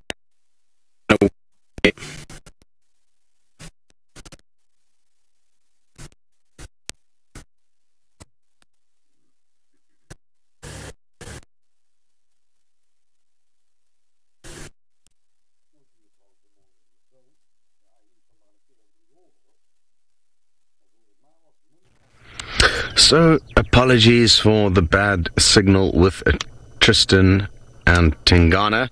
It sounds like you guys are having a wonderful afternoon, seeing not only Tingana eat grass, but also that big male lion up in the Mara. What next? We were hoping Tundi would have returned by now, but no luck. We are still sitting and waiting patiently at the site of her impala kill. That is the direction she would be coming from if she was to come back, and let's hope she's okay. There is always a chance that she was, like I said a bit earlier, trying to defend her young cub against possibly male leopard that didn't father it, or hyena, and she may have been injured. But I'm confident that she's made another kill that's more conveniently situated, closer to her den, and she's busy snacking on that now, possibly, or at her new den where we don't know the whereabouts of. So we've got an exciting treasure hunt to look forward to, the treasure being at least one young 6-week-old little leopard cub, and it's been many a year since I've been lucky enough to spend time with young leopards. My entire time with Safari Live here at Juma, we didn't have any young cubs. It was as I left for a short break up in Kenya, when Karula had given birth to Hosanna and Shongile, who provided you guys and the Safari Live crew with countless hours of incredible sightings, along with their mother Karula. Sadly, 2 of them we presume to be no longer with us, both Karula and her young daughter Shongile. But Hosanna is still about, the young boy. Hi, Lily. Just 6 years old. Great to have you on safari with us. You would like to know, how big of a kill could a leopard hoist up into a tree? Well, like humans, some of us are bigger or stronger or shorter or taller than others, and it all depends on the individual leopard.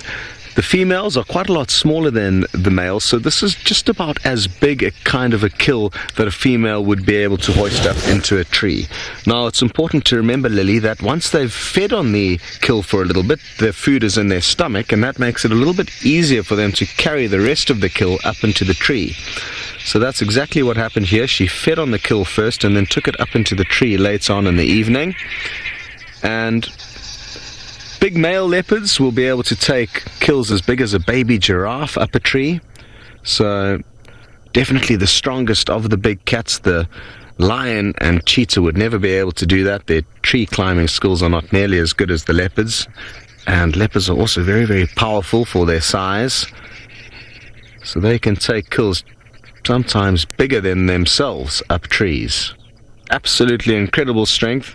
And imagine having to hold onto something in your mouth, very heavy, the same weight as yourself, Lily, and then climb up a tree with it dangling out of your teeth.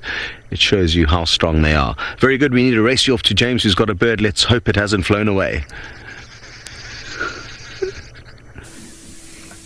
No, it hasn't flown away. It is a little peaceful dove.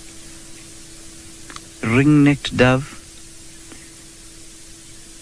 And it's going to fly, and I'm going to take an illegal photograph of it, what with this being my last drive before the Christmas vacation. Fly now, bird. Come now. I want to get you in flight. To-it-to-woo! I'm pretending to be an owl. I got him.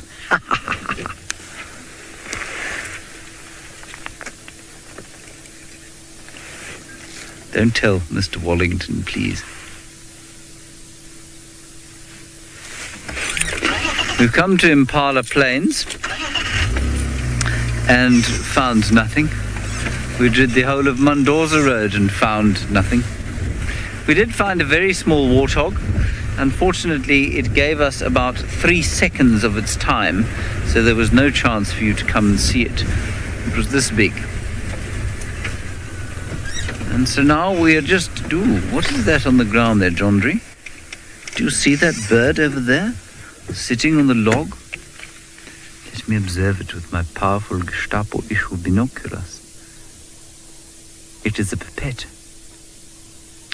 Pipit, pipit, pipit, pipit, pipit. You must say pipit, everybody. It's a wonderful word to say, pipit. Now, which pipit is it? Is it the grass-veld pipit?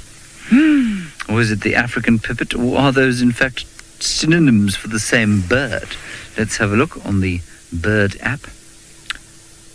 Pip. Pipit. We have many pipits. The African rock pipit, that one wasn't on a rock, so I'm not going to go with that one.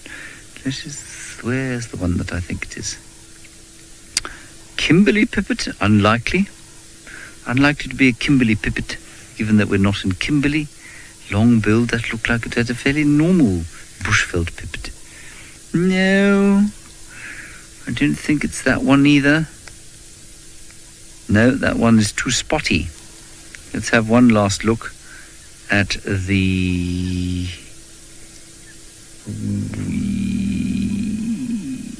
plain-backed pipit, maybe? No, I don't think it was a plain-backed pipit either, everybody. I'm afraid that I'm not doing very well with my pipits. Wait, let me get my book out. My book will be better. It has more simple illustrations in it. Straight to the pipits. And the larks. Long-tailed pipit, short-tailed pipit. No, I think it was the grass-veld or African pipit, in fact. That's the one I think it was over there. Maybe slightly less streaked than that one. There's the plain-backed. He's the one next door, number 5, but I don't think it was him. I'm going to go with grass-veld or African pipit there. Marvelous. Yeah, let's go with that. Good. Happy? You think it looks like number 4, do you, Louise? Good. Well, that was the African or grass-veld pipit. Fantastic. Let's move along. Not many minutes left to find Shadow and her cub, whose name is not Barbara.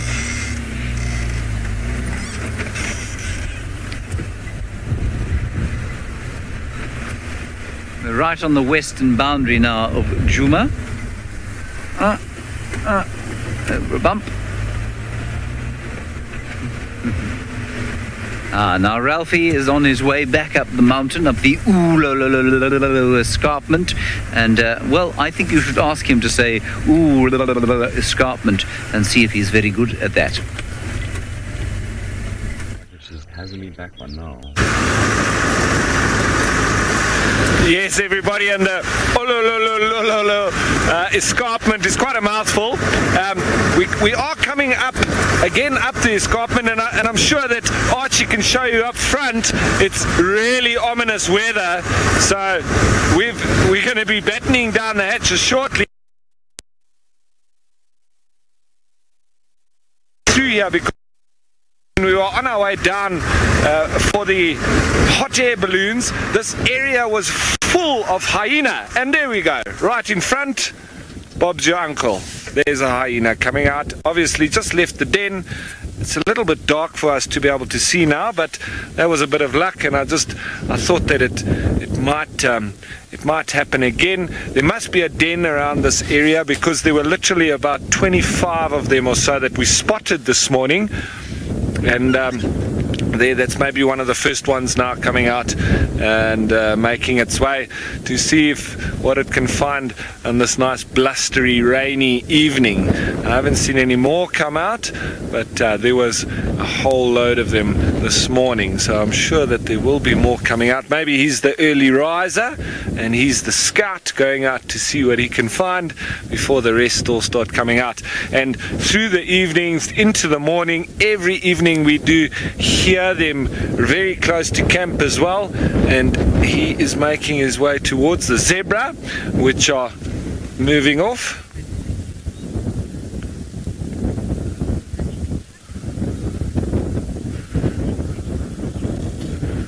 Phil, fantastic comment there, saying that the Olololo escarpment, Olololo, where you can type it with one finger and it's all next to each other. That's an interesting comment there, Phil. Yeah, I'm still getting my tongue around the word Olololo. So it's that double O, Olololo. But lovely escarpment that we do live up on in the camp, and I'm sure Archie can just have a nice little pan there up in front. That escarpment, obviously, we drop down that every morning and every evening on our way down onto the plains, and then heading down towards the Mara River. So it's a very big landmark for us. And yes, so we're going to batten down the hatches. I'm going to head up the escarpment, but thanks for joining us for this afternoon, and in the meantime we're going to head over to Scott. So we've decided to leave the kill. It's literally 100 meters behind us, and we are hoping that in the last few minutes of this safari we are going to intercept Thandi on her way back to the kill. Now, there's no guarantees, of course, but that is what we are hoping for. I think that was Rolf. Was that Rolf's first drive in the Mara? It could have been. I hope you all enjoyed being with him up there. I'm sure you did. He must be very, very excited to be exploring up there. And he's done 2 balloon trips so far. What a treat. Straight up to the Mara, into a balloon, and he got into, I think, a balloon before he got behind the wheel to take you guys on safari. So he got a very awesome intro into the Mara, and I'm sure he's going to have a great time up there. I was just chatting with Dave, who was also up in the Mara with me, how well the two properties complement one another. They really are two incredible wildernesses, but so different, as I'm sure you guys have gathered. So we're very, very fortunate to be taking you along on some epic safaris through these two places. I'm so excited for the next few months that I'm going to be spending here, a lot of time of which will be on foot, which I absolutely love. Well, a big thanks to all of you guys for joining in on the safari, and we are going to say goodbye until tomorrow afternoon. Tomorrow after the morning we're going to have a much needed morning off. Massive thanks to Lou and the FC, as well as all the tech guys for making this broadcast possible. Well done, Darby, on camera. We'll see you next time.